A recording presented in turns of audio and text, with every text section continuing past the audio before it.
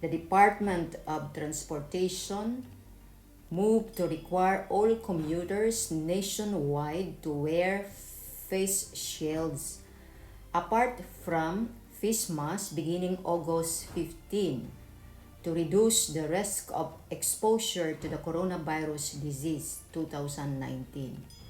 Presidential spokesperson Harry Roque in a virtual press conference said the DOTR based its decision on science. Napatunayan po na mas makakatulong po na maiwasan ang paghahawa sa COVID-19 kapag meron pong face shield sa mga pampublikong sasakyan. Bukod pa po sa face mask, it has been proven that the transmission of COVID-19 could be prevented when you wear face shield aside from the face mask in areas where public transportation is allowed, Roque said. On August 4, the DOTR issued a memorandum circular directing all transportation sectors to mandate all passengers within their respective jurisdiction to wear face shields. The directive applies to all public transportation nationwide, including the aviation and airports, railways, road, and maritime sectors.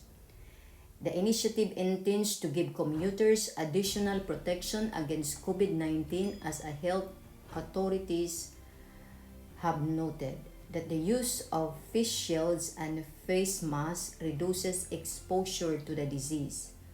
Roque told the public to comply with the DOTR's latest order.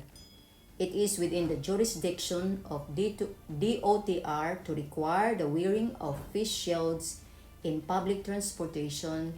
So, kinakailangan po, sundin po natin yan. So, we have to follow that, he said. Roque, however, clarified that the mandatory wearing of face shield is only applicable to areas where public transportation is allowed. In other public spaces, people are just highly encouraged to wear face shield, he said. Hindi pa naman po ito requirement na isuot all the time, kahit saan. It is all not requirement to wear it all the time anywhere, Roque said.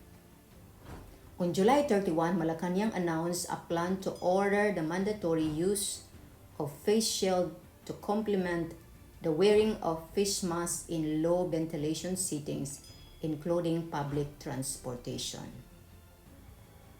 Ipaalam natin sa iba na mandatory na po ang magsuot ng face shield.